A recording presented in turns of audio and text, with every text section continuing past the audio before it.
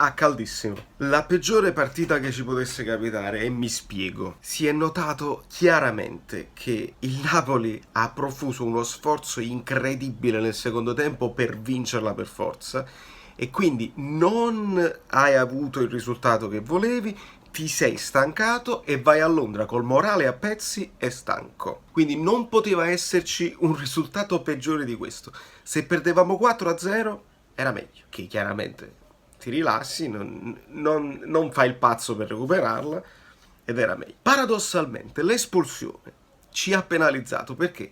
Perché il Genoa, finché era in 11, giocava apertamente ed era una bella partita di qua e di là. Quando perdono un uomo si devono difendere, ingarrano il gol sullo scadere del fine primo tempo, dopodiché è bunker. Giustissimo, giustissimo, non mi lamento, non recrimino. Bunker che ti permette poi di fare quella partita là e costringe il Napoli a fare uno sforzo sovrumano per rimetterla in piedi, e non ci riesci. Perché? Perché le occasioni più limpide sono capitate a Yusai e Koulibaly. Prima che salisse in cattedra il mazzo, quando Radu la prende con le gambe sulla deviazione sul tiro di Mertens, e altre paratucce su Nas, su Mili. Questo è successo. Quindi fondamentalmente malissimo. Andiamo a Londra cornuti e mazziati. Non poteva esserci una partita peggiore. È grave, è grave. Si possono fare delle considerazioni sul turnover e sulla rosa che sembra corta. Sembra decisamente corta, specialmente in questa fase della stagione. Ma il turnover in se stesso, chi ha giocato a calcio, ma non dico ad alti livelli, anche chi ha giocato a calcetto, sa una cosa: che a seconda del compagno di squadra che hai, tu giochi in un certo modo, anche psicologicamente. Karnesis ha fatto una grandissima partita. Ha fatto delle parate maiuscole, altrimenti il Genoa veramente se ne tornava a casa con i 3 punti. Ma cosa vuol dire avere un portiere che non conosci tanto per i difensori? Non sai se ti puoi fidare col retropassaggio, non sai se uscirà sempre in presa alta. Stesso dicasi per i compagni di reparto. Se Koulibaly ha Albiol a fianco a sé, gioca in un modo; se ha Kirikes, gioca in un altro, perché sai che devi magari apparare delle lacune, sai i limiti dei tuoi compagni di squadra, ti fidi di più. Se Callejon c'ha Yusai a fianco, è capace che fa un'altra giocata rispetto a quando c'ha Malqui. Questo poi significa avere una rosa ampia e potersi permettere il turnover come si deve, perché non stiamo parlando di campioni che, capito, chi metti fanno la scelta giusta. Sono giocatori che devono dare il 150% per valere quel minimo sindacale. Quindi questa è la mia considerazione. Sono molto incazzato in vista di Londra. Per Londra, perché chiaramente che me ne fotto un campionato. Anzi, ripeto, lo dissi ai miei amici prima: diamo i 3 punti al Genoa, regaliamo i punti alla gemellata che ne ha più bisogno di noi, e noi non ce ne fotte proprio. E invece è successo proprio il peggio assoluto.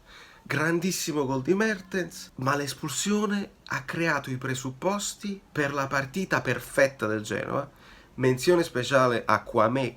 Mamma mia, e che giocatore! Fisico, tecnica sì, non lo so, ma fisico e corsa. Ha mantenuto la squadra in piedi da solo. Pandev straordinario che fa salire la squadra.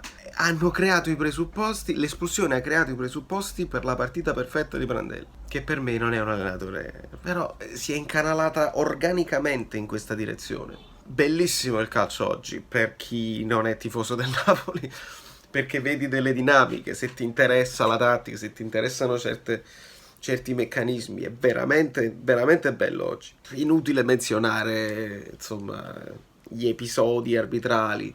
C'era un mezzo rigorino per Mertens più un mezzo rigorino su Gulam, fanno un rigore intero, ma sono sempre situazioni al limite 50 e 50. Se succedeva a Dybala era rigore al 100%. Lasciamo perdere, sono cose. Più che altro c'è stato un fallo di mano che secondo me era una parata, nella stessa azione del rigorino di Mertens. Ma questo solo per la cronaca, perché non c'entra. Rosicate, rosichi, la vittoria. Non mi interessa, non mi arrosta nell'ente, non ce le ho. Non mi interessa la vittoria, io analizzo la partita, analizzo la gara, e gli episodi fanno parte della gara. e se l'espulsione di Sturaro era nettissima, anche in diretta non c'era bisogno del VAR, l'ammonizione ad Allan che chiaramente gli condiziona il resto della partita perché è Allan, è quel giocatore là, non è ammonito Milik, è ammonito Allan per un fallo che non ha fatto, perché Pandev lo salta, ma dimentico che basta l'intenzione del fallo, come Meret su Ronaldo, quindi è giusto ammonire Allan. Ripeto, solo episodi, non sto rosicando, sono solo gli episodi che io sviscero, snocciolo, si snocciolano gli episodi. Malissimo, non per il campionato, non per la classifica, non me ne frega niente, malissimo perché andiamo a Londra con le ossa rotte, con il morale, temo, a pezzi, con poche certezze, sia in difesa che in avanti, perché in avanti abbiamo il problema che ci specchiamo troppo, nel primo tempo ci siamo specchiati troppo. Altruista Mertens a darla a Callecon, il tiro della paura, non troppo angolato, non troppo forte, manca quel fatto, noi la chiamiamo Magazzim, chiamatela come volete voi, manca quello in avanti e in difesa limiti, distrazioni, Yusai ha dei limiti e lo sappiamo, Maksimovic alterna grandi cose a cose veramente poco edificanti e quindi andiamo a Londra, loro vanno a Londra, io con una preoccupazione altissima perché questo è il Genoa, l'Arsenal. Sarà dura uscire indenni e quasi firmerei per un 1-0. Da New York, Valerio Fluido è tutto. Angelo, che fa?